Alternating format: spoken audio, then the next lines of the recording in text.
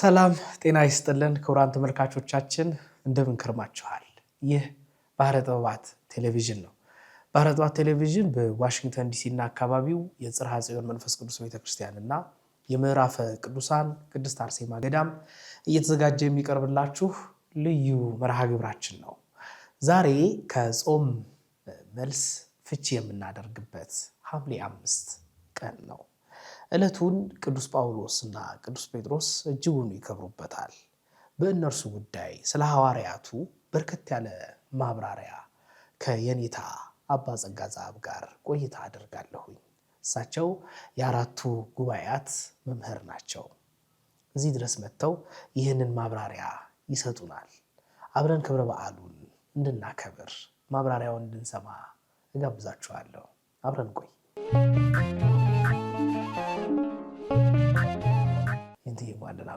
እንኳን ደህና ቆይ። ይፍትኝ ባርኩኝ። እግዚአብሔር ይባርክ። ስለመጡ በጣም አመሰግናለሁ። እኔም ስለጋበዛችሁ ቃለ እግዚአብሔር ተናገር ስላላችሁ አመሰግናለሁ። ዕለት ደስ ብሎኝ ነው የምጠራዎት። በእውነቱ ለመናገር ካሉት ሰዓትም ቆጥበው ደግሞ ስለመጡልኝ በጣም ጊዜ ያክብርልኝ። ቃለ እግዚአብሔር ስለሆነ ምንም አይደለም። እሺ ክብር ይስጥልኝ። ስለ ቅዱስ ጳውሎስና ስለ ቅዱስ ጴጥሮስ ሲወራ ምን ይሰማዎታል? ከዚህ ብጀምር ደስ ይለኛል። ስለ ብርሃነ ዓለም ቅዱስ ጳውሎስና ስለ ቅዱስ ጴጥሮስ ሲወራ በአይምሮ ላይ የሚቀረጸው የጥንቲቷ ቤተክርስቲያን ይሄ የመንፈስ ቅዱስ ጸጋ እንደ ችቦ የተቀጣጠለበት ዘመን፣ ክርስትናው የደመቀበት ዘመን፣ ክርስቶስ በአብያተ ክርስቲያናት ሁሉ መንፈሱን ከዳር እስከ ዳር ከጽንፍ እስከ ጽንፍ እንደ ሰማይ ከዋክብት እንደ ምድር አሸዋ ያበዛበትን የኒያን ዘመን የክርስትናውን ጣዕም ትዝ ይለኛልና በዛ ዘመን በነ ቅዱስ ጳውሎስ በነ ቅዱስ ጴጥሮስ ዘመን የነበሩ ምዕመናን ምን አይነት ይሆን እላለሁ። እና በዛ ዘመን የነበሩ ዲያቆናት፣ በዛ ዘመን የነበሩ ካህናት፣ በዛ ዘመን የነበሩ ሰባኪያን አሉ ታውቃለህ። እንደገና ደግሞ 72ቱ አርድእት 36ቱ በቅዱሳት አንስት የሚካሄድ አገልግሎት አለና ያ ሁሉ የክርስትናው ህብረት ምን ነበረ የሚመስለው? ምክንያቱም በመካከላቸው ያሉት ዝም ብሎ ካህናት አይደሉም። አነ ቅዱስ ጴጥሮስ በቃል ከመናገር በእጅ ታምራት ከማድረግ ባሻገር ጥላቸው ፈውስን የሚሰጥ የሚያድል አበው የነበሩበት ዘመን ስለነበረ ማለት ነው። እንኳን የነ ቅዱስ ጳውሎስ እና የነ ቅዱስ ጴጥሮስ ዘመን ቀርቶ ሐዋርያነ አበው የሚባሉ የሐዋርያት ተከታዮች የነበሩበት ዘመን ራሱ የሚናፍቅ ዘመን ነው እና የነ ቅዱስ ጴጥሮስ እና የነ ቅዱስ ጳውሎስን ሳስብ ህይወታቸውን ዝም ብዬ ስመረምር ሳጠና በአይምሮ ላይ የሚመጣው ያቺ የጥንቲቷ ቤተክርስቲያን መዓዛዋ ይናፍቃል። በጣም ጥሩ ይንታ። ስለ የቅዱስ ጴጥሮስና የቅዱስ ጳውሎስ የሰማዕትነታቸው ገድላቸውን የፈጸሙት በአንድ ቀን ነው። ይህንን ጨምሮ ደግሞ እኛ 40 ቀን ጾመን የሐዋርያትን ጾም ጾመን ልክ በሐምሌ 5 ፍቺ እናደርጋለን። ምን ጊዜ ያው ያጥራል ይረዝማል የጾሙ ሁኔታ አንድ ላይ የሆነበት ሰማዕትነታቸው አንድ ላይ የሆነበት የቤተክርስቲያን የሁለቱ ፍቅራቸውን የሚገልጽ ይሆን ወይስ ከምን አንፃር ሊሆን ይችላል ብለው ያስባሉ? አንዳንድ ጊዜ ለመንፈሳዊው ዓለም ለእግዚአብሔር መንግስት በመንፈስ ቅዱስ ስትጠራ መንገዱ ለየቅል ነው። እንደምታውቀው ቅዱስ ጴጥሮስ የተወለደው በገሊላ ነው። ከድሃ ቤተሰብ ነው። አሳ አጥማጅ ነው። ሊቃውንቱ ልብደ ሰሪ አሳ ወጋሪ ብለው እንዳሉት የገሊላን ባህርን ለብዙ ዘመናት አሳ ማጥመድ የኖረ ሰው ነው ቅዱስ ጴጥሮስ። ቅዱስ ጳውሎስ ደግሞ የጠርሴስ ሰው ነው። ግብራቸውም አይገናኝም፣ እድሜያቸውም አይገናኝም፣ ስራቸውም አይገናኝም። በሚገርም ሁኔታ ቅዱስ ጴጥሮስ አሳ አጥማጅ ነው። ምሁረ ኦሪትም አይደለም። ቅዱስ ጳውሎስ ደግሞ ጌታ በተወለደ በ5ኛው ዓመት ነው የተወለደው። እሱ ደግሞ ምሁረ ኦሪት ነው። ከገማልያል እግር ስር ቁጭ ብሎ ኦሪትን ተንትኖ የሚያውቅ ለእግዚአብሔር መንግስት ቀናኢነት ያለው ብርቱ ምሁረ ኦሪት የኦሪት አገልጋይ ነው። በዚህ ሁኔታ ላይ በልዩነት ያሉትን እነዚህን ቅዱሳን ተከተሉኝ ብሎ ቅዱስ ጴጥሮስን ለጊዜው በእግር ተከተለኝ፣ በኋላ በግብር ምሰለኝ ብሎ አስከተለው አይደል? ቅዱስ ጳውሎስንም ደግሞ ባረገ በ8ኛው ዓመት ደግሞ እሱንም በደማስቆ በረሃ ላይ በማይታሰብ መጠራት በአመፅ ህይወት ውስጥ እያለ በበደል ውስጥ እያለ ምዕመናንን ከዋሉበት አላሳደር ካደሩበት አላውል እያለ በሚያስቸግርበት ዘመን እንዲያውም የክስ ደብዳቤ ይዞ እየሄደ እሰር በፍንጅ ጣል በደጅ እሰር በፍንጅ የሚል ደብዳቤ ይዞ በዛ ሂደት ነው የተጠራው። እንግዲህ ጠለቅ ብዬ ላለመግባት ብዬ ነው። እና በተለያየ ዓለም ያሉ አበው እግዚአብሔር ግን ጸጋው ብዙ ሲሆን እርሱ አንድ ነውና የጠራቸው ለአንድ ዓላማ ስለሆነ ሁለቱም በአገልግሎት ተገናኝተዋል። በኋላ ላይ ይልቁንም ቅዱስ ጳውሎስና ቅዱስ ጴጥሮስ በደንብ ያቀራረባቸው ጥፊው ነው ይባላል። የአንጾኪያው ጥፊ ታስታውሰዋል። ምናልባት ለምዕመናን ለማስረዳት ያህል ሲሞን መሰሪ ሐዋርያት ቅዱሳን አባቶቻችን በአንብሮተ እድ ሲሾሙ አይቶ ሐዋርያት እጃቸውን ያስቀመጡበት ሙት ሲያስነሳ ድዊ ሲፈውስ ያያል ሲሞን አይደል? ምንድን ነው ያላቸው? ወርቅም ብርም ልስጣችሁ እንደናንተ የምታድሉትን ጸጋ ለኔ ስጡኝ በወርቅ ሲላቸው ቅዱስ ጴጥሮስ ወርቅከ ወብሩርከ ይኩን ከለርትምና ይመስለከኑ ትሳየጡ ለጸጋ እግዚአብሔር በብሩር ወበወርቅ ያንተ ወርቅህም ብርህም ለጥፋት ይሁንብህ። በውኑ የእግዚአብሔርን ጸጋ በወርቅና በብር የምትገዛው ይመስልሃል? ወግድ ብሎ አባረረው። ሲሞን መሰሪ ቅዱስ ጴጥሮስ ከኢየሩሳሌም እንዲህ ብሎ ቢያባረው አንጾኪያ ገባበት ይላል። አንጾኪያ ገብቶ ማሳት ጀመረ ሲሞን መሰሪ። ቅዱሳን አባቶቻችን ብልሆች ናቸው። ሲሞን የገባበትን ከተማ ተከትሎ ሄደ ቅዱስ ጴጥሮስ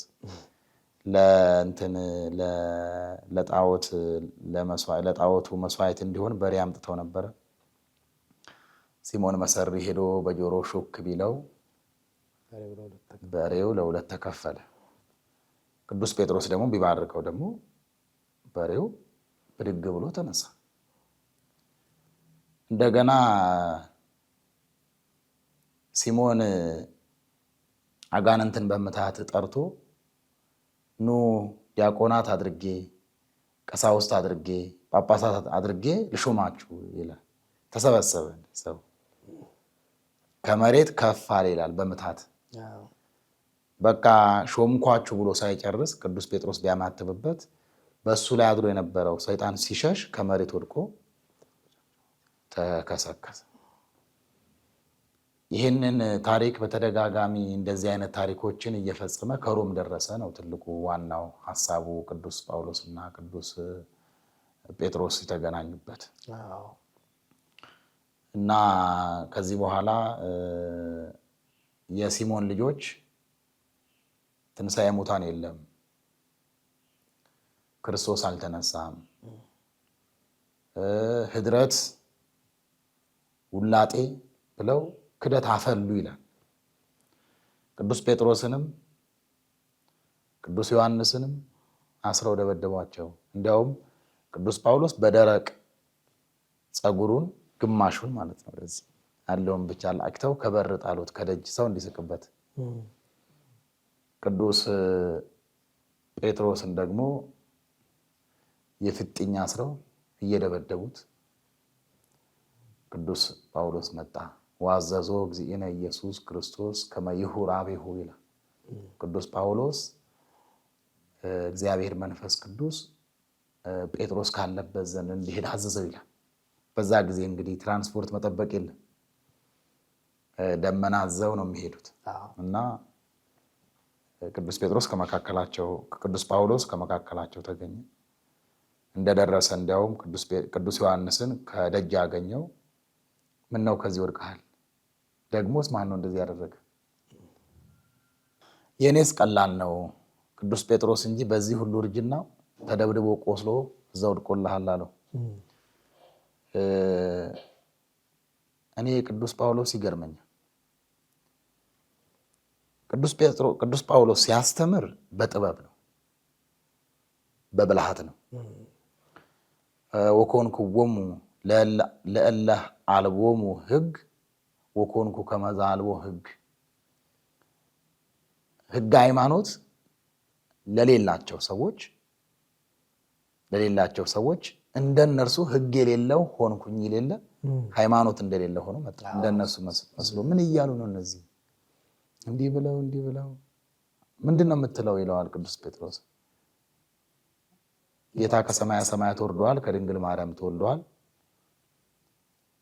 ለድህነት ዓለም በማእከለ ምድር በቀራንዮ ተሰቅሏል፣ ሞቷል፣ ተነስቷል፣ አርጓል፣ ዳግም ይመጣል ብዬ አስተምራለሁ። ድንግል ስትወልድ የሞተ ሰው ሲነሳ ረወግድ ቀጣፊ ብሎ በጥፊ መታ። ቅዱስ ጴጥሮስ ምን አለ? ተመየጥከኑ ጳውሊ ሀበዘ ቀዳሜ ግብርከ። አይ ፈርቼ ነበር እንደማለት ወደ ቀደመው ስራ ተመለስክ ማለት ነው አለ። ግን ለዚህ አልነበረም እሱ የመጣው፣ ጥበብ ነው ይሄ። ጴጥሮስን ሊጎዳው አይደለም የመጣው። ቅዱስ ጴጥሮስን ሊያጠቃው አይደለም፣ ሊያዋርደው አይደለም። አየህ፣ ጥበብ ነው። ወዲያው ወደ ህዝቡ ዞር ይላል። ምን እያሉ ነው? እንዲህ ብለው ያስተምራሉ እና ለምን የሞተ ሰው ያስነሱልንና እንመንባቸው። ዋንሱ ሙታነ ከመ ንእመን ቦቱ በስሙ ለኢየሱስ ዘትብልው አንትሙ ኢየሱስ ናዝራዊ። እናንተ የናዝሬት ሰው በምትሉት በኢየሱስ እንድናምን የሞተ ሰው አስነሱ ብሎ ለቅዱስ ጴጥሮስ ነገረው። የ3 ዓመት ብላቴና የሞተ ነበረ። ቅዱስ ጳውሎስም አብሮ መጸለይ ጀመረ። ቅዱስ ዮሐንስም አብሮ ይጸልያል። ቅዱስ ጴጥሮስም አብሮ ይጸልያል። በዚህ ጊዜ ሞተው ብላቴና አፈፍ ብሎ ተነሳ። ብላቴናው ጠየቁት፣ ማን ያስነሳህ አሉት። ከእግሩ ጥፍር እስከ ራሱ ድረስ የቅዱስ ጳውሎስን መልክ ዘርዝሮ ተናገረ። ማለት ቅዱስ ጳውሎስን አባቶቻችን ሊቃውንት ምን ይሉታል መሰለ? ዘብሩህ ገጹ፣ ፊቱ ፈካ ያለ። አሁን አንዳንድ አገልጋዮች አይተሃል፣ ፊታቸው ከሌሊቱ 6 ሰዓት የሚመስል ሰዎች አሉ። እነዛ ሰዎች እንዴት ብለው ነው መድረክ ላይ ወጥተው ምዕመናንን የሚያጽናኑት? ፊታቸው ራሱ ያስፈራል። አንዳንድ መምህራን ደግሞ አይተህ ከሆነ ይጮሃሉ መድረክ ላይ ሲያስተምሩ። እኔ አሁን እንደ አጋጣሚ ሆኖ የሚያስጨንቀኝ ስብከት አለ። ምዕመኑ ይጽናና ወይስ የነሱ ጩኸት ሰምቶ የበለጠ ይረበሽ? እና ቅዱስ ጳውሎስ ዘብሩህ ገጹ፣ ፊቱ ብሩህ ነው ይላል። ከዛ ወቅውም አንፉ ይላል፣ አፍንጫው ሰርከክ ያለ።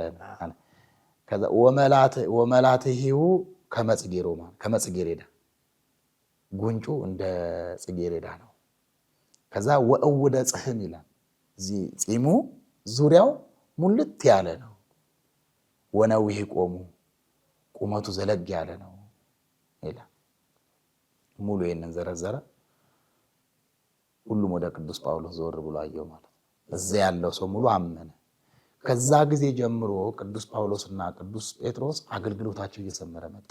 ከዛ ከጠፊው በኋላ ምክንያቱም ቅዱስ ጳውሎስ የሚያስተምረው የሚመክረው ሁሌ እኔ ይገርመኛል ቅዱስ ጳውሎስ። ብዙ ሊቃውንት ምናልባት ብዙ መምህራን የሚያደንቋቸው የራሳቸው ሊቃውንት አሉ። እኔ ቅዱስ ጳውሎስን የማደንቀው እንዲያውም ከማድነቃቸው በላይ የኛ መምህራን ምን አሉ መሰለ? ሐዋርያ ይሉታል። ሐዋርያ ማለት ሐጅ ማለት ነው።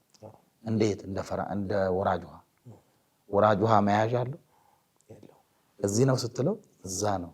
ቅዱስ ጳውሎስ እንደዛ ነው። አንድ ልሳነ ክርስቶስ ይሉታል። የሚናገረው የክርስቶስን ቃል ብቻ ነው። ልሳነ ክርስቶስ ማለት ልክ ልበ አምላክ ዳዊት እንደተባለው የክርስቶስ አንደበትን የያዘ የክርስቶስን አንደበትን ይዞ የሚኖር ማለት ነው። ከዛ ልሳነ እፍረት ምዑዝ የሚናገረው ደግሞ የሚያምርለት የተናገረው ሁሉ እንደ ናርዱ እንደ ሽቱ እንደ ጵስጥቂስ ጥሩ ነገር የሚሸት ለነፍስ መዓዛ ነፍስን የሚያድል ለሰዎች ሁሉ መዓዛ መለኮትን የሚያድል በጸጋ የሆነ ቃል ነው። እንደገና ምን አሉት? እንደገና መልሰው ደግሞ ማኅቶተ ቤተክርስቲያን የቤተክርስቲያን ብርሃን ቅዱስ ጳውሎስ ነው። እንግዲህ ብዙ ነው እንግዲህ ስሙ። ከዛ አይኳቲ አመስጋኝ የቅዱስ ጳውሎስ መልእክት አይተሃል? በየቦታ ያመሰግናል። ደካማውንም ያመሰግነዋል እንደ ድክመቱ፣ ብርቱውንም ያመሰግናል። ምስጋና ብቻ አይደለም፣ አይኳቲ ሰላምታውን ሊያቀርባል። እከሌ ሰላም ብሏቸዋል። አሁን ስንቱ ጠቅሰዋለሁ ብዬ እከሌ ሰላም ብሏቸዋል፣ እከሌ መልእክት የሚያደርስልኝ እርሱም እንዲሁ ሰላምታ አቅርቦላቸዋል አይኳቲ ይለዋል። ከዛ አይኳቲ ካለ በኋላ እንደገና መርስ ወዛይ ምዕመናን መናፍቃን በተነሳባቸው ጊዜ አለ ልባቸው በተረበሸ ጊዜ የሚጠጉበት መደብ ይሉታል። ከዛ አዘቅተ ጥበብ የጥበብ ጉድጓድ ወምክር መካሪ የሁሉ ስም ለቅዱስ ጳውሎስ ነው የሰጡት ሊቃውንት። እና ከዛ ጊዜ በኋላ ቅዱስ ጳውሎስ እና ቅዱስ ጴጥሮስ በእያንዳንዱ ትምህርት ሂደት አልተለያዩ። ወይ በአካለ ሥጋ ወይ በመንፈስ አይለያዩም ነበር። የቅዱስ ጳውሎስ አስተምህሮ በጥበብ ነው። የቅዱስ ጴጥሮስ ደግሞ አስተምህሮ ይበልጥኑ በተአምራት ነው። እንግዲህ ወኮንክዎሙ ለድኩማን ከመ ርብሆሙ ለድኩማን አንደኛ ቆሮንቶስ ምዕራፍ 9 ላይ በምግባር በሃይማኖት የደከሙትን እነሱን አበረታቸው ጠቅማቸው ዘንድ እኔ ደካማውን ሆኜ። አሁን ወደዚህ ዘመን ብታመጣው በሳቄ እንዳያመልጠኝ ነው። ቅዱስ ጳውሎስ እውነቴን ነው። ቅዱስ ጳውሎስ የደከሙትን ለማበርታት አለ። ከመርብሆሙ ነው። ከመርብሆሙ ለድኩማን ነው። ወኮንኩ ከመድኩም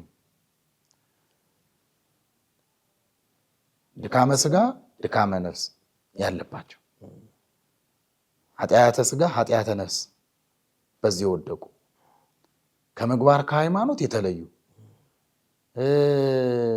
የምግባር ድሃ የሆኑትን ለማዳን አለ ወይ ደግሞ እንድጠቅማቸው እንደነሱ ደካማ ሆንኩኝ ዝቅ አልኩኝ ማለት ነው። አሁን ቅዱስ ጳውሎስን የኃይል ሐዋርያ ኃጢአት ሰራ ማለት አይደለም። ከኃጢአተኞቹ ጋር አብሮ ታገኘዋለህ። እና እንዲህ እያሉ ከቅዱስ ጴጥሮስ ጋር ቅዱስ ጳውሎስና ቅዱስ ጴጥሮስ እንዲህ እያሉ ያው መዳረሻቸው ሮም ሆነ ነው እንግዲህ የተገናኙበት ዋናው ሚስጥር። የሁለቱም የታሪክ ፍሰት ተመሳሳይ ነው። በእርግጥ አሟሟታቸውን ብቻ ልናገርና ወደ ጥያቄው ምላሽ ልሂድ። የመጀመሪያው ቅዱስ ጴጥሮስ ጌታ ከጽንስ ጀምሮ እስከ ዕርገት ያደረገውን ትምህርት በሮም ከተማ ላይ ገብቶ አስተማረ። ጌታ ከጽንስ እስከ ዕርገት ያደረገውን ታምራትና የሰራውን ታምራትና ያስተማረውን ትምህርት ሰበከ ስንል በጣም ብዙ ነገር ነው ያለው። ከዚህ ባሻገር ደግሞ ቃሉ እየተከተለው ደግሞ የሚያደርጋቸው ታምራት አሉ። ድውይ መፈወስ፣ ሙት ማስነሳት፣ እንደነ ሲሞን መሰሪ ያሉትን ደግሞ በስመ እግዚአብሔር መቅጣት። እነዚህ ነገሮች ወደ ንጉሱ ቀረቡ ነው። ንጉሱ ኔሮን ቄሳር አሕዛብ ነው፣ ሃይማኖት የሌለው ነው። ከቤተ መንግስቱ ሹማምንቱ መከሩ ቅዱስ ጴጥሮስ ላይ ይቀጣ ይገደል አሉ። ምክንያቱ ምንድነው ከተባለ ስመ እግዚአብሔርን ስለጠራ ነው። የክርስቶስን ስም ስለጠራ በስሙ ስላመነ ስሙን ስላስተማረ ነው። ሌላ ምንም ምክንያት የለውም። በቃ ይሙት ብለው የሞት ፍርድ ፈረዱበት። ከቤተ መንግስት ውስጥ በቅዱስ ጴጥሮስ ስብከት ያመነች አንድ ትደግፍ ልጅ አለች። ጴጥሮስ ሊገሉህ ነው፣ ሽሽ ከዚህ ከተማ ውጣ አለች ይላል። ቅዱስ ጴጥሮስ ያው መቼስ መከራ አስጨናቂ ነው፣ ፈራ፣ ከከተማው ለቆ ወጣ። ቅድም እያወራን ነበረ ከአንተ ጋር። ከከተማው ሲወጣ እንዲያውም ወወለጠ አስኬማሁ ከመያይምርዎ ሰብአ ውእቱ ሀገር ወይስቅልዎ በአፍአ ይላል። የሀገሩ ሰዎች ይልቁንም እንዳያውቁት፣ እንዳይዙት፣ እንዳያስቀሩት አስኬማውን አውልቆ እንዳያውቁት ማለት ነው ከከተማ መውጣት ጀመረ ይላል። አሁን እዚህ ላይ አንዳንዴ ሰባራ ቀን ጎዶሎ ቀን ቀጥሟቸው ከሃይማኖት የሸሹ ከቤተ ክርስቲያን የራቁ ሰዎች አሉ። እኔ እናንተ እንፈርዳለን እንደ እውነቱ፣ እኔ እናንተ በደንብ ነው የምንፈርደው፣ እግዚአብሔር ግን አይፈርድም።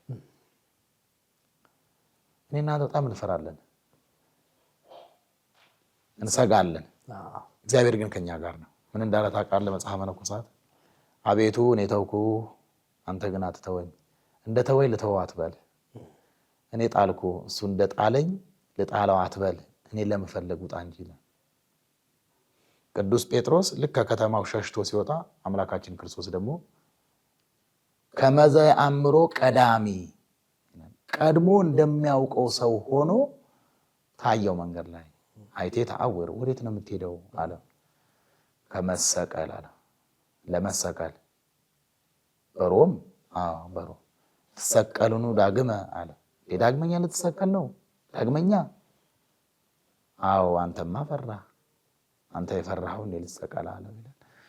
እዚህ ላይ መምህር ኤርሚያስ መዝገበ ታሪክ ታውቀዋለህ? ያው ሚስጥር የጠነቀቁ ሊቅ ናቸው፣ ቤተክርስቲያናችን አባት ናቸው። ምን ብለዋል? ቅዱስ ጴጥሮስ ሌላ ጊዜ እርዳታ ሲፈልግ ይጸልያል፣ በነገስታቱና በአሕዛቡ ላይ እሳት ይወርድባቸዋል አለ።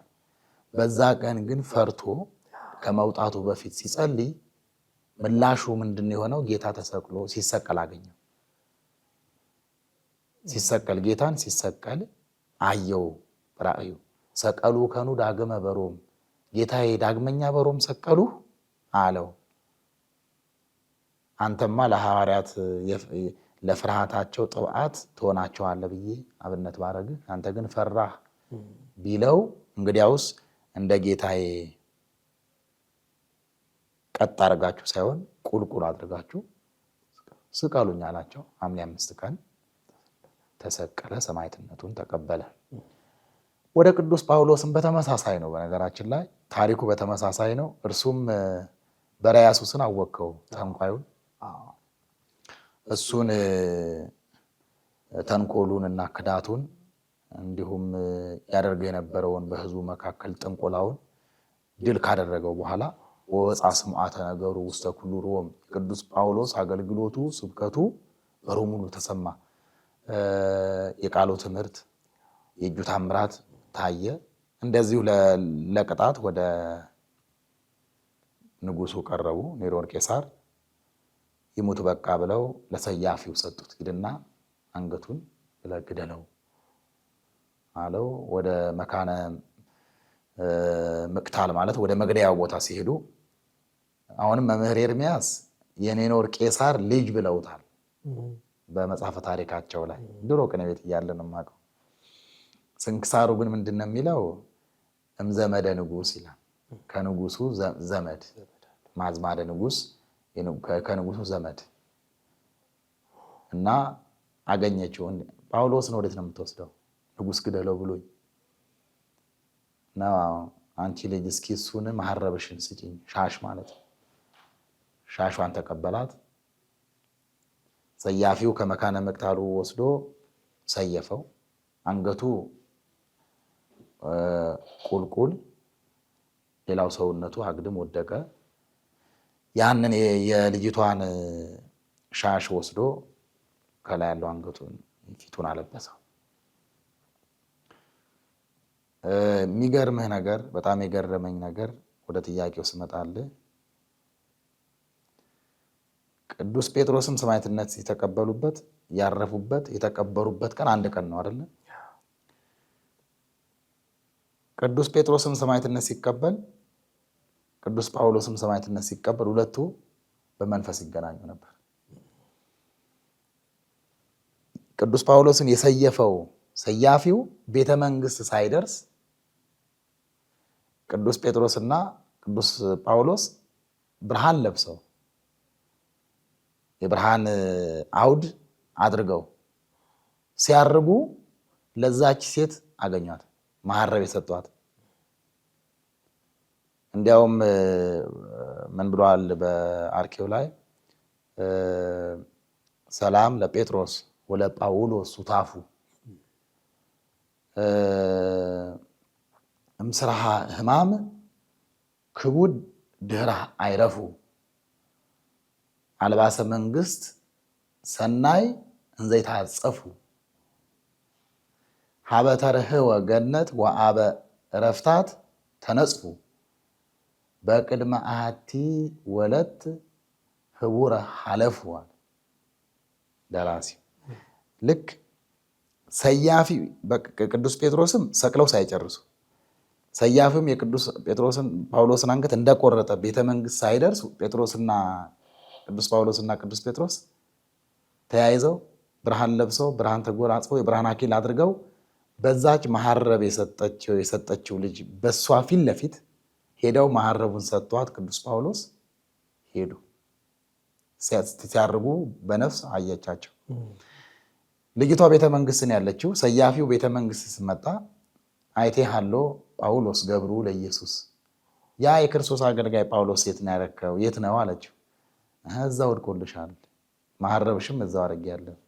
ሐሰውከ ናሁር ይክወሙ ለክሌቱ ሊቃናት እንዘ ይለብሱ አልባሳተ ብሩሃተ ወአክሊላተ ስርገዋተ አለች።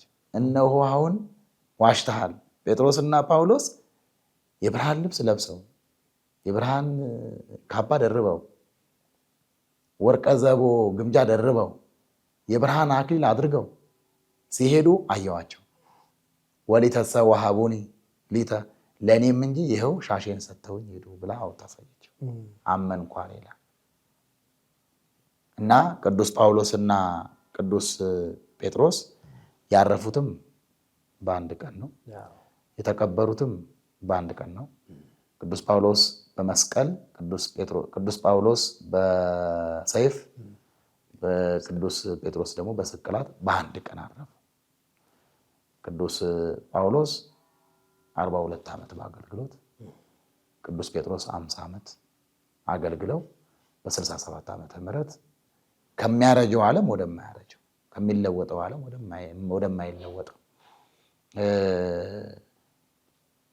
በክብር በባለሟልነት ያገለገሉትን ክርስቶስን ከእርሱ ጋር ሊኖሩ በዚህ ልክ የሄዱበት ቀን ስለሆነ በዓላቸው አንድ ላይ። እንግዲህ ይሄ መታደል ነው። በአገልግሎት አብረው ኖሩ፣ እረፍታቸውም አንድ ቀን ሆነ።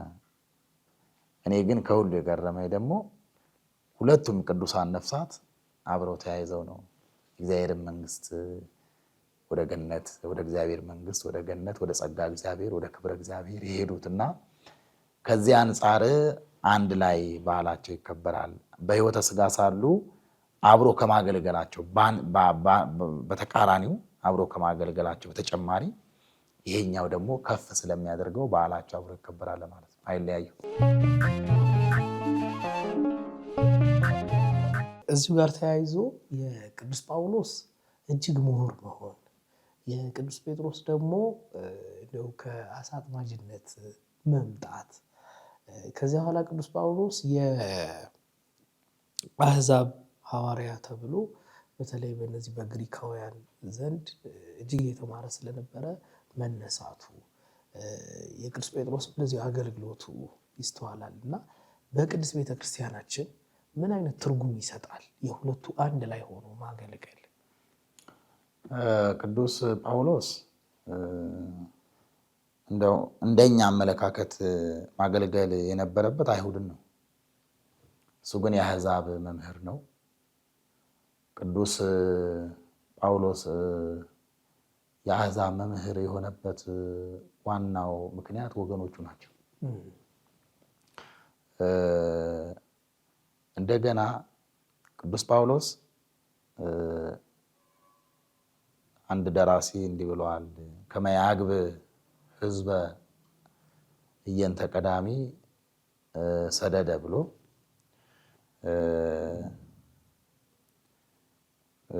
በላዕለ አብዳን ተመሰለ አብደ ወለ አይሁድኒ ኮኖሙ አይሁደ ይላል። ለእብዶች እብድ እየሆነ ለአይሁዶች አይሁድ እየሆነ ያኔ ከአምልኮተ እግዚአብሔር ያስወጣውን ሕዝብ አስቀድሞ ማለት ነው ሊመልስ ሰይፍ እስከ መቀበል ደርሰዋል ብሏል ደራሲው። እና ይሄ በቤተ ክርስቲያናችን ምን አይነት እንድምታ አለው ካልከኝ፣ የሀገሩ ሰርዶ በሀገሩ በሬ ብቻ የሀገሩ በሬ በሀገሩ ሰርዶ ብቻ ሳይሆን አንዳንዴ ተላልፈንም ማገልገል እንዳለብን ነው ይህንን የምተረጉመው። ቅዱስ ጳውሎስ ሕገ እግዚአብሔር ሱባኤ ያልተቆጠረላቸው፣ ትንቢት ያልተነገረላቸው፣ ተስፋ የሌላቸው ወደ አሕዛብ ነው ሄደው፣ ጭልጥ ያሉ አሕዛብ ዘንድ ነው የገባው። ቅዱስ ጴጥሮስ ግን የለመዱትን ሕገ እግዚአብሔር የነበራቸው፣ ትእዛዘ እግዚአብሔር የነበራቸው፣ ተስፋ ያላቸው፣ ሱባኤ የተቆጠረላቸው ወደ አይሁድ ነው የሄደው። የተሰራበት ቦታ ላይ የተደከመበት ቦታ ላይ እርሾ ያለበት ቦታ ላይ ቅዱስ ጳውሎስ አልሄደም። የሄደው ሀ ብለው ክርስትና ሊለማመዱ ሕይወቱን ሊያውቁ አይደለም ሊፈልጉ በልቦናቸውም ያልተጸነሰባቸው ወደ አሕዛብ ነው ሄደው። ቅዱስ ጳውሎስ እንደ ምሁርነቱ እንደ ጠቢብነቱ እንደ ምሁረ ኦሪትነቱ ለቅዱስ ጳውሎስ የሚመቸው ኢየሩሳሌም ነው። አይሁድን ማስተማር ነው። በቃል ኪዳን የኖሩትን ቤተ አብርሃም፣ ቤተ ይስሐቅ፣ ቤተ ያዕቆብ የምንላቸው የእስራኤልን ልጆች ማስተማር ነበረ። ቅዱስ ጳውሎስ ግን እንደዛ አላደረገም። ለምን ከተባለ የወንጌል ትልቁ ተልእኮ ያላመኑትን ማሳመን፣ የራቁትን ማቅረብ ነው። የወደቁትን ማንሳት ነው። የእምነትን ጥፍጣፊ የሌላቸውን እምነትን ማደል ነው። ወንጌልን መስበክ ነው። እና በዚህ ምክንያት ወደዚህ ሄደዋል። በእኛ ላይ ምንድን ነው የሚፈጥረው? ያው እንደምታውቀው እኛ እዛው ነው የምንባቸው። ያመነው ላይ ነው እዛው ላይ ነው እንጂ በእኛ ቤተክርስቲያናችን የአሕዛብ መምህር ነው መሆን ያለበት። እኔ እናንተ አሁን እምነት አይደለም የሚያስፈልገን፣ አምነናል።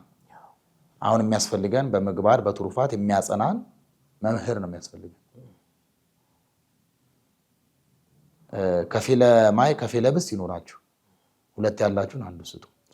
ክፉ አትናገሩ፣ ከአንደበታችሁ የትዕቢት ነገር አይውጣ። ጹሙ፣ ጸልዩ፣ አስቀድሱ፣ ቅዱስ ቁርባን ተቀበሉ ብሎ የሚያጸናን እንጂ በምግባር በትሩፋት የሚያጸናን ነው የሚያስፈልገን እንጂ እንደ አሕዛብ ስርዓት እንደገና እምነት የሚሰብከን መመሪያ አያስፈልግም። እኛ ግን እየሰራን ያለነው ያመነው ላይ ነው። አሁን ታስታውሳለህ እነ ቅዱስ ማቴዎስ እኮ ያስተማሯቸው ምዕመናን ከሃይማኖት ሲወጡባቸው ከምግባር ፈቀቅ ሲሉባቸው ንከሰንት መየጥ መንገላ አሕዛብ። እንግዲህ በኋላ ወደ አሕዛብ እንመለሳለን ብለዋል። ያመኑትን ትተው ሁልጊዜ ሐዋርያት ላመኑት ወንጌል ጽፈው ላመኑት መልእክት ጽፈው ነው የሚሄዱት ወደ አላመኑት። በትርጓሜያችን ምን ይላል? ትምህርት በምር ሲረዱለት ወንጌል ወዳልደረሰበት ሄደ ይላል። ስለዚህ እኛ መስራት ያለብን ያላመኑት እምነት የሌላቸው ላይ ለመስራት የቅዱስ ጴጥሮስ እና የቅዱስ ጳውሎስ ሕይወት ምልክት ይሆነናል ለማለት ነው። በጣም ጥሩ። ጥያቄዎችን ጠቅለል እያረኳቸው ነው። ስለ ቅዱስ ጳውሎስ ስናወራ ብርሃናተ ዓለም ቅዱስ ጳውሎስ መልእክት እንዲጽፍ 14ቱ መልእክታት ተሰጥተውታል እና ተለይቶ ለቅዱስ ጳውሎስ እንደዚህ አይነት ስጦታዎች የተሰጡት በተለይም በጣም በሚገርም ሁኔታ ነው መልእክታቱን ደግሞ ሲጽፋቸው የምንመለከተውና ምን አይነት አንድምታ ምን አይነት ኢምፕሊኬሽን አለው? በሱ ጉዳይ ጥቂት ቢሉን። እንግዲህ ቅዱስ ጳውሎስ ከሌሎቹ ይልቅ ብዙ መልእክታትን ጽፏል። እንደ እውነቱ ከቅዱሳን ሐዋርያት ጥሪ የቅዱስ ጳውሎስ ጥሪ ይበልጣል። ቅዱስ ጳውሎስ መጀመሪያውኑም ምሁረ ኦሪት ነው፣ ይጠበቅበታል። ለምሳሌ ቅዱስ ጴጥሮስ 2 መልእክትን የጻፈው 14 አልጻፈም። እንግዲህ አንዳንድ ሊቃውንት ጴጥሮስን እንዲያው ትንሽ ብሉያት ይሞክር ነበር ይላሉ፣ ግን ምሁረ ኦሪት አይሉትም። ቅዱስ ጳውሎስ ግን ምሁረ ኦሪት ስለነበረ ከሐዋርያት ይልቅ ከሐዋርያት በላይ ሊጠቀምበት የሰራው ምርጥ ዕቃ ቅዱስ ጳውሎስ ነው። ለምን? ቅዱስ ጳውሎስ እንደ ሌሎቹ ሐዋርያት በአቁማዳና በአዲስና በአሮጌ አቁማዳ ያልተመሰለ ነው። ቅዱስ ጳውሎስ የነበረ ነው ያለ ነው። መካከል ላይ ብቻ ናት ያቺ የተፈጠረችው። አልገባውም። ያኔ እንዲያስቀጥልለት ይፈልጋል። በገማልያል ስር የተማረውን ምሁረ ኦሪት ያንኑ ደግሞ በሐናንያ ተምሮ ሕገ ወንጌልን አጽንቶ የበለጠ እንዲሰራ ፈልጎታል። ለዛ ነው ረሰይኩከ ነዋየ ኅሩየ ረሰይኩከ የተመረጠ ምርጥ ዕቃ አድርጌሃለሁ። ዕቃ ማለት እኮ መጠቀሚያ ነው። ምርጥ ዕቃ ይበላበታል፣ ይጠጣበታል፣ ይለበሳል፣ ይተኛበታል፣ ሁሉ ነገር ይደረግበታል። ስለዚህ አብዝቶ የተጠቀመበት ቅዱስ ጳውሎስ ላይ አብዝቶ የተጠቀመበት ቅዱስ ጳውሎስ መጀመሪያውኑ ምሁረ ኦሪት ስለነበረ ነው። አዋቂ ነው። የነቢያትን ትንቢት የሙሴን መጽሐፍ ጠንቅቆ የሚያውቅ ከሌሎቹ ሐዋርያት በይበልጥ ኃላፊያቱን መጻያቱን መረዳት የሚችለው ቅዱስ ጳውሎስ ነው። በይበልጥ በሐዋርያት መካከል እውነት ነው እንደ ቅዱስ ጳውሎስ በተለየ በጎላ ነገር ምሁረ ኦሪት ባይባሉም አሉ የተወሰኑ። እንደ ቅዱስ ጳውሎስ ግን አይደሉም። ቅዱስ ጳውሎስ በጸጋም በእውቀትም በጥበብም ይበልጣቸዋል። ይህ ስል ግን የቅዱሳንን ጸጋ ለማበላለጥ ደግሞ አይደለም፣ ሊሰራበት ፈልጓል። ሌላው ግን ዋናው ምክንያት ግን ቅድም የጠቀስኩት ነው። በእርሱ ምክንያት የተበተኑ አሉ።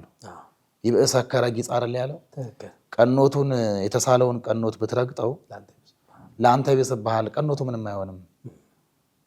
ምዕመናንን ከዋሉበት የማታሳድር ካደሩበት የማታውል የእነሱ ጠባቂ የእነሱ እረኛ እኔ ኢየሱስ ነኝ ብሎ ሲያናግረው ዓይኑን ሲያጠፋው እኮ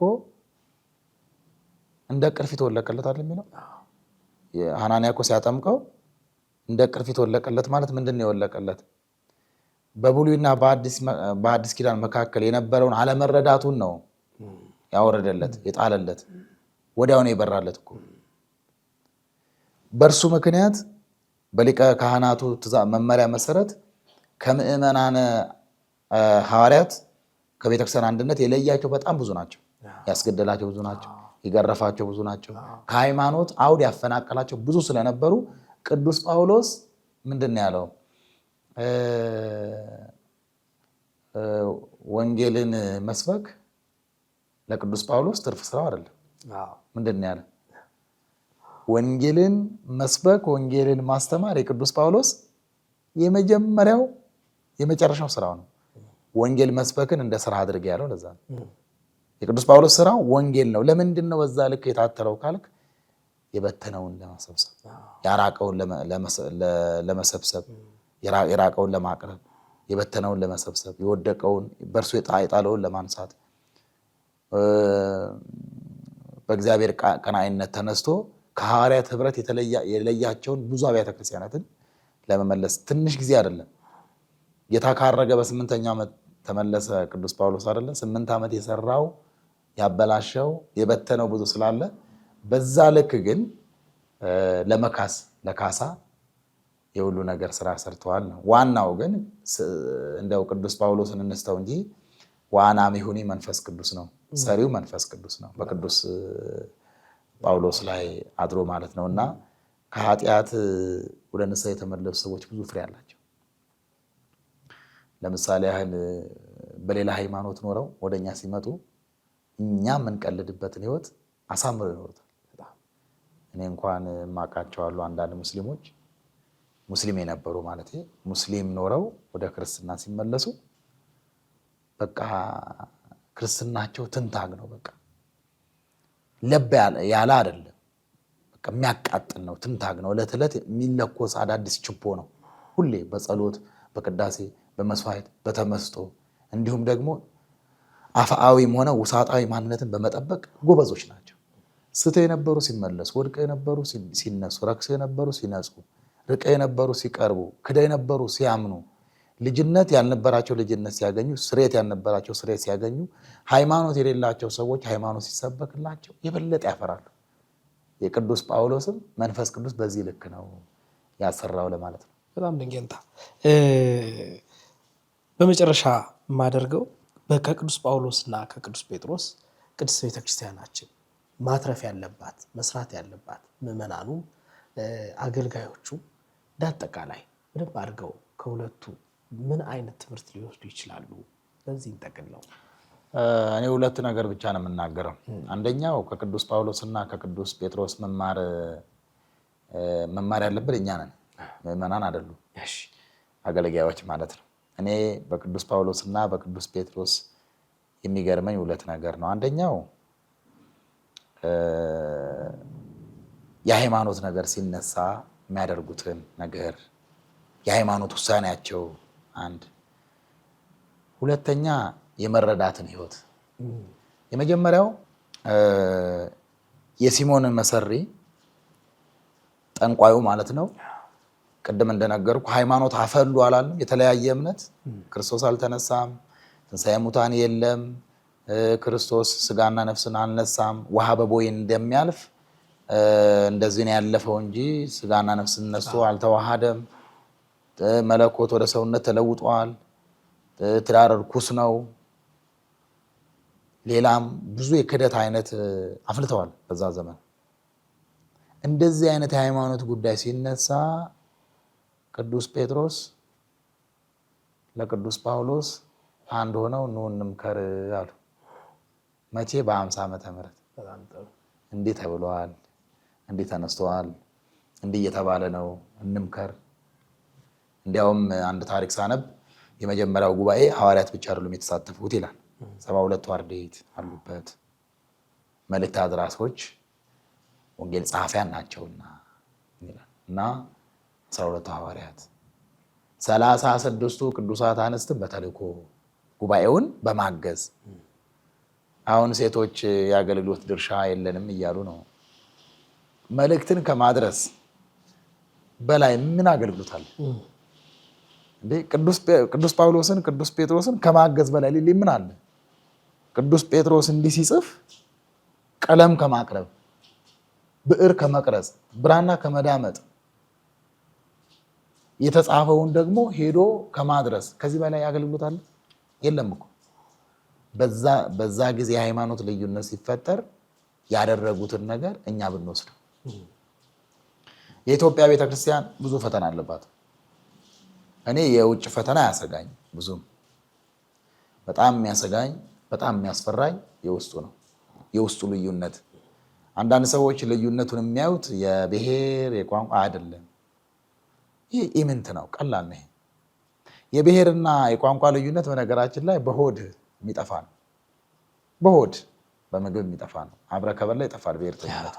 በብሔሩ ምክንያት የሚጠላን ሰው ብር ከሰጠው ገንዘብ ከሰጠው ይወድሃል። የሚያስፈራኝ ግን የሃይማኖት ልዩነቶች፣ የሃይማኖት የልዩነት አመለካከት። ለምሳሌ እንግዲህ ባትቆርጠው ደስ ይለኛል። ጸጋ፣ ቅባት፣ ሌላም ታድሶ፣ ፕሮቴስታንቱ አለ፣ ወንበሩን አስፋፍቶ አለ። ምንም የአደባባይ ምስጢር ስለሆነ የውስጡ የሃይማኖት የአረዳድ ልዩነት ቤተክርስቲያኗን ይጎዳታል። ከሐዋርያት መውሰድ ያለብን አሁን ምንድነው? ኑ እንምከር ማለት ነው። የሆነ ነገር ሲባል እንደ በሽተኛ በቃላት ከመዋጋት ምን ለማለት ተፈልጎ ነው? ሐሳቡ ምንድን ነው? ሰሞኑ አይተሃል። በቅድስት ሥላሴ ትምህርት አንዳንድ ነገር ሐሳብ ተነስቶ ነበረ። የኔ መምህር ናቸው አባ ገብረ ማርያም። ብሉያት ባያስጨርሱኝም ግማሽ ድረስ አስተምረውኛል በአታና ቀጥታ ድምፁን ስሰማው ወደ አይምሮ የመጣው ኔጌቲቭ ነገር አልመጣም። በእውነቱ ፖዚቲቭ ነገር ነው የመጣው። ምንድነው አይምሮ የጠየቀኝ? ዴኔት ያልነገሩን ነገር አለ እንዴ ብዬ መጽሐፍ መፈተሽ ጀመርኩ። ዴኔት ይሄ ነገር አልነገሩን፣ አላስተማሩን፣ ሸልገውት ነው አልኩኝ። ማለት ደብቀውት ነው ብዬ መጽሐፍት ማገላበጥ ጀመርኩ። አጣሁት። እንደዚህ አይነት አመለካከት ቢኖረን የሆነ ሀሳብ ሲነሳ ሀሳቡን በሀሳብ መሞገት፣ የሆነ ልዩነት የሃይማኖት የልዩነት አረዳድ ሲመጣ ኑ እንምከር ማለት ከየት? ከሊቃውንቱ ይጀምራል። ከሊቃውንቱ ጉባኤ ይወርዳል፣ ወደ ሲኖዶስ ይመጣል ማለት ነው። እና ቤተክርስቲያናችን ብዙ የሃይማኖት የአረዳድ ልዩነት በጣም ብዙ አለ፣ በጣም ብዙ አለ። አሁን ለሚዲያ ስለማይመጥን የምዕመናን አይምሮ መጠንቀቅ ስላለብን ነው እንጂ ከባባድ የሆኑ ሰዓት የሚወስዱ መጽሐፍትን እንደገና ማየት እንድንችል የሚያደርጉ ቆም እንድንል የሚያደርጉ ስብከታችንን ጭምር የሚያስቆሙ ከባባድ የሆኑ ዶግማ የሆኑ ነገሮች አሉ፣ የአመለካከት ልዩነት። ስለዚህ ይሄ ስል ግን ጥርጣሬ ለመንዛት አይደለም።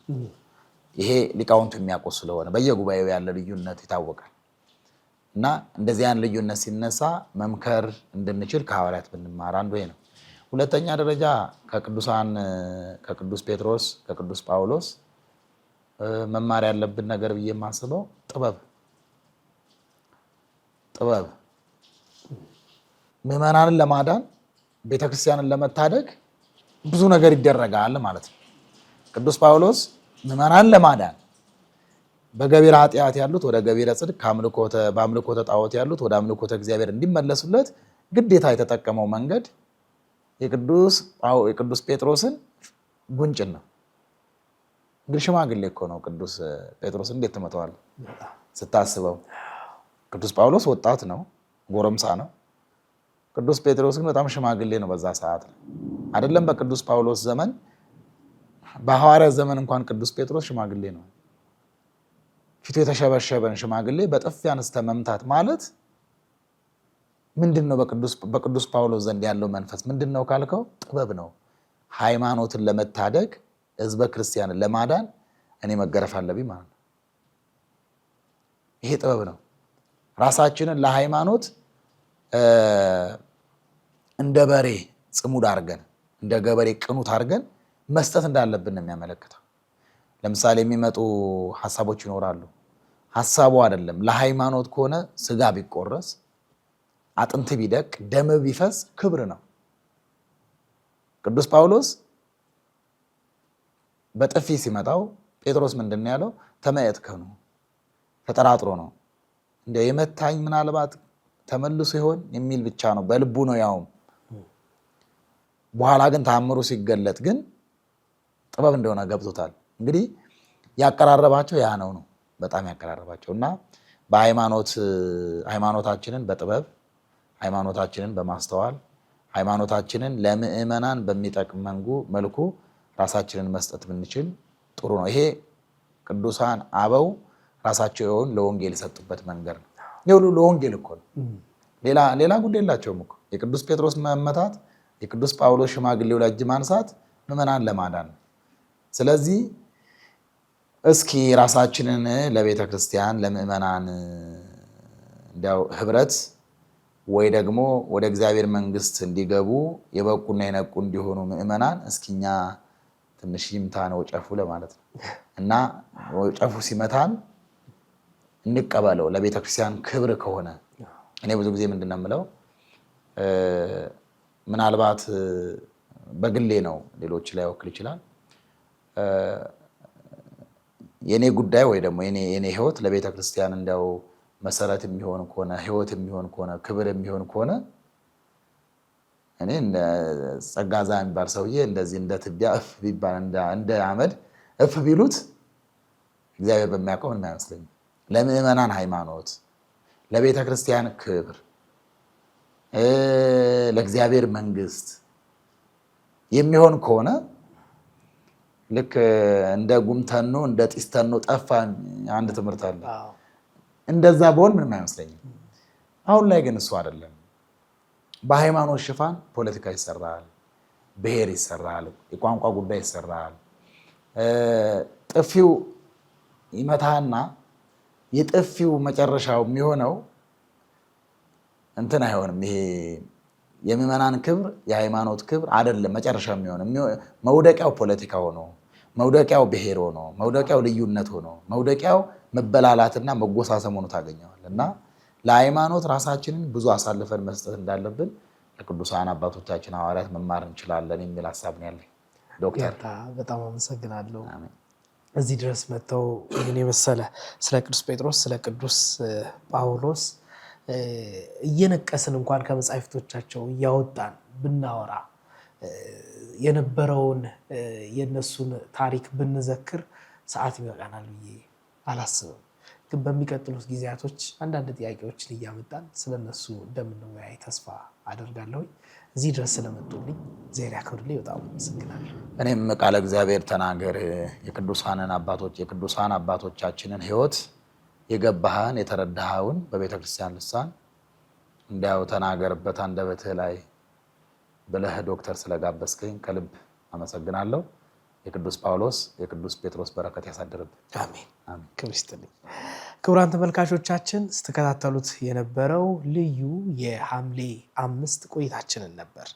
የዛሬ ቆይታችን በቅዱስ ጳውሎስና በቅዱስ ጴጥሮስ ሰማዕትነታቸው ሐዋርያዊ አገልግሎታቸው ዙሪያ አጠር ያለ ቆይታ ከየኔታ አባ ጸጋ ዘአብ አዱኛ ጋር የአራቱ ጉባኤያት መምህር ከሳቸው ጋር ቆይቻ አድርጌያለሁ። ቆይታችን እጅግ ድንቅ እንደሆነ አምናለሁ። ይሄ ትንሹ ነው። በሚቀጥሉት ጊዜያቶች ደግሞ በሰፊው እንደምንገናኝ ተስፋ አደርጋለሁ። ስለተከታተላችሁኝ ከልብ አመሰግናለሁ። መልካም ቆይታ እንዲሆንላችሁ እመኛለሁ። መልካም በዓል። ቤተ ክርስቲያን